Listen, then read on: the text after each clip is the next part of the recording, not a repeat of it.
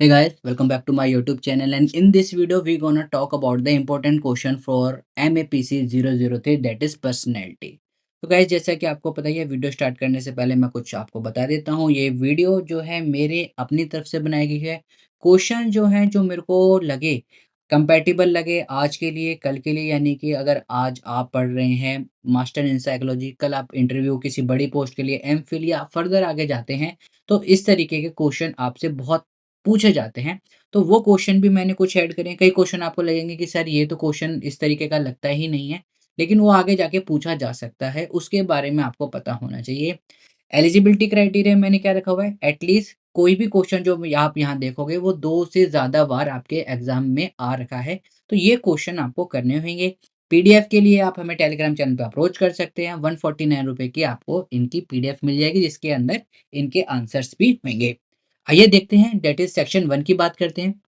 ये है आपका सेक्शन 1, जो कि आपके 10 मार्क्स में क्वेश्चन आते हैं। अब 10 मार्क्स में क्वेश्चन जो बेसिकली आते हैं वो कंबाइन कर दिए जाते हैं। कंबाइन मतलब कि 2 क्वेश्चनों को अटैच कर दिया जाता है, कभी भी सिंगल क्वेश्चन नहीं आता। अब जैसे ये पहला क्वेश्चन है, principle of the classical conditioning. अब इसके अंदर आपसे पूछा जा सकता है कि what do you mean by the classical conditioning? Describe the principle of the classical conditioning. I hope you are getting what I am trying to say and my point, right? तो क्वेश्चन जो आपके 10 marks के आते हैं, basically उनमें 2 question को क्या कर दिया जाता है, इंडल्ज कर दिया जाता है।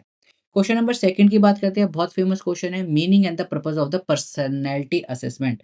यहाँ पर आपसे पूछा जा सकता है कि आप पर्सनैलिटी असेस कैसे करते हैं, कौन-कौन से टेस्ट भी कई बार आपसे इसमें पूछ लिया जाता है, जो कि मैंने 3 मार्क्स में ऐड करा है, लेकिन यहाँ पर ऐड नहीं करा है। तो मीनिंग आपको पता होना चाहिए, पर्सनैलिटी का क्या-क्या पर्पस है और किस टेस्ट से कौन-सी पर्सनैलिटी आप असेस कर सकते हैं। जैसे कि ओशन हो गया, एमएमपीआई हो गया, राइट? इस तरीके के आपको पर्सनैलिटी टेस्ट पता होने चाहिए। Discuss the biological and the psychological factor that influence the development of the personality. कैसे-कैसे आपके जो फिजिकल डेवलपमेंट होते हैं, साइको सोशल डेवलपमेंट या फिर बायोलॉजिकल डेवलपमेंट, क्या आपका कल्चर का इफेक्ट पड़ता है किसी की पर्सनैलिटी पर, सारे फैक्टर्स आपको पता होने चाहिए। क्वेश्चन नंबर 4 की बात करते हैं, define behaviour assessment. How you gonna describe your behaviour, how you gonna assess your behaviour. Case study को हमने यहाँ पर ले रखा है, discuss case study as a study of the individual behaviour, कि जो केस स्टडी रहती है वो कैसी इंडिविजुअल की बिहेवियर को एज ए स्टडी आप कर सकते हैं। Explain the different factor that influence the development of the personality. जब आप पर्सनैलिटी डेवलप करते हैं तो फैक्टर्स में देखिए, जैसे मैंने ऊपर भी बात करा था कि कौन-कौन से आपके एनवायरमेंटल फैक्टर होते हैं, कौन से आपके कल्चरल, हेरिडिटी, जीन्स, ये सारे फैक्टर्स आपको यहाँ पर लिखने होते हैं और आपको पता भी होना चाहिए। क्वेश्चन नंबर 6 की बात करते हैं, सेल्फ रिपोर्ट पर्सनैलिटी टेस्ट के बारे में हमने यहाँ पर लिखा हुआ है, क्या-क्या इसकी स्ट्रेंथ है और क्या-क्या इसकी वीकनेस है। इसकी जगह आपसे कोई भी एक टेस्ट पूछ सकता है, सपोज़ करिए आपसे पूछ लिया है कि न्यूओपीआई, वो टेस्ट के बारे में पूछ लिया आपसे, आपसे पूछ लिया कि ocean, right? 5 trait personality test के बारे में बताइए, तो कोई भी एक टेस्ट आपसे यहाँ पर पूछा जा सकता है। Explain Karen Horney theory of the personality, बहुत बहुत ज़्यादा इंपॉर्टेंट है। फ्रूट की थ्योरी सबको पता होती है, कैरन हॉर्नाई की थ्योरी नहीं पता होती है, इसलिए यहाँ पर मैंने इसको इंक्लूड करा है। Explain Albert Bandura social learning theory, ये हमने सोशल साइकोलॉजी में पढ़ रखी है, आई होप ये तो आपको आता होगा। Discuss Allport trait theory, one of the most important question from the aspect of the personality, कि आप एल्पोर्ट ट्रेट थ्योरी को कैसे देखते हैं और कैसे आप डिस्कस करेंगे। Isaac type trait personality theory भी आपको आनी चाहिए और इसके बारे में भी आपको प्रॉपर पूरी डीप के अंदर नॉलेज होनी चाहिए। तो ये थे आपके सेक्शन ए के क्वेश्चन। अब चलते हैं आपके सेक्शन 2 की तरफ। यहाँ पर आपका सेक्शन 2 आ गया है, discuss the various neuropsychophysiological basics of the types of the personality and the traits.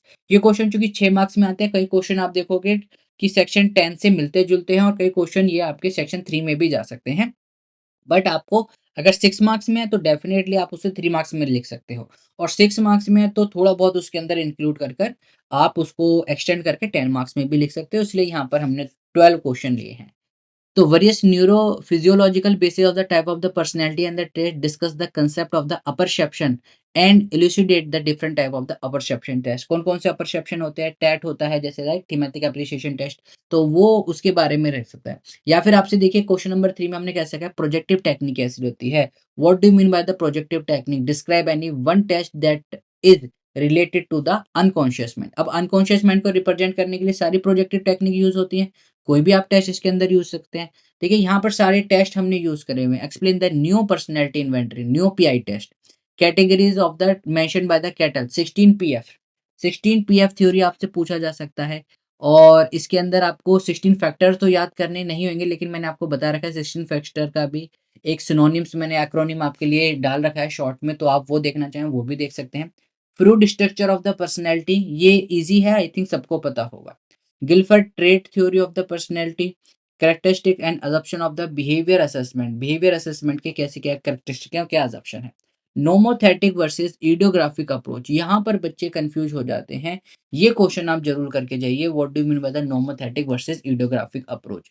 ये आपसे अगर आप देखोगे यूजीसी में भी बहुत इससे रिलेटेड क्वेश्चन आते हैं, तो ये क्वेश्चन आप जरूर करके जाइए। Principle of the observational learning, Cattell trait approach, relation between genes and the personality, how they both effect each other, अगर हम देखेंगे तो ये भी क्वेश्चन आपके काफी ज्यादा इंपॉर्टेंट है।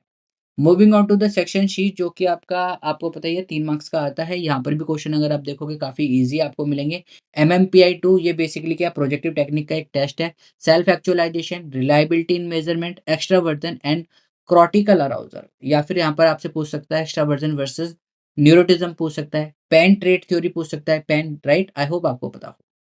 थीमेटिक अपरसेप्शन टेस्ट मैंने यहाँ पे लिखा हुआ है। Strength and weakness of the interview method, अब इंटरव्यू मेथड में आपको पता होना चाहिए structure, unstructured, open and question और क्लोज एंडेड क्वेश्चन क्या क्या होते हैं। Reciprocal determinism, validity, what do mean by the Ayurvedic body, defence mechanism किसके अंदर आता है, ये आपका फ्लूइड की थ्योरी के अंदर आता है डिफेंस मैकेनिज्म, जो उन्होंने यहाँ पर बात करी है अनकॉन्शियस माइंड के लिए। होम्योस्टेटिस क्या रहती है, एक स्टेज रहती है जिसके अंदर आपकी बॉडी बैलेंस को क्रिएट करती है। Infant shyness, anti social personality disorder और पर्सनल सिचुएशनल कंट्रोवर्सी, कई बार आपसे इनके अंदर क्वेश्चन पूछ लेते हैं। डिसऑर्डर ज्यादा नहीं पूछेगा, क्यों, क्योंकि वो आपका क्लिनिकल साइकोलॉजी या फिर सेकेंड ईयर में आता है। फर्स्ट ईयर में आपके कोई भी डिसऑर्डर नहीं आते हैं, तो डिसऑर्डर नहीं पूछेगा। पर्सनैलिटी में मेन मेन ये क्वेश्चन है, ये क्वेश्चन अगर आप करके जाओगे definitely you will get more than 70% of the marks. तो इस वीडियो में इतना ही। फिर भी अगर आपको कोई डाउट है आप कमेंट सेक्शन में कमेंट कर सकते हैं, हमें अप्रोच कर सकते हैं टेलीग्राम के थ्रू, व्हाट्सएप के थ्रू, ईमेल के through, whatever modes of communication that you feel suitable for you, you can reach out to us. सारी चीजें आपको डिस्क्रिप्शन बॉक्स में मिल जाएंगी। बाकी इस वीडियो में इतना ही। This is caffeine shot signing off. Please take care of yourself and your family, keep smiling, have a great day, thank you all of you.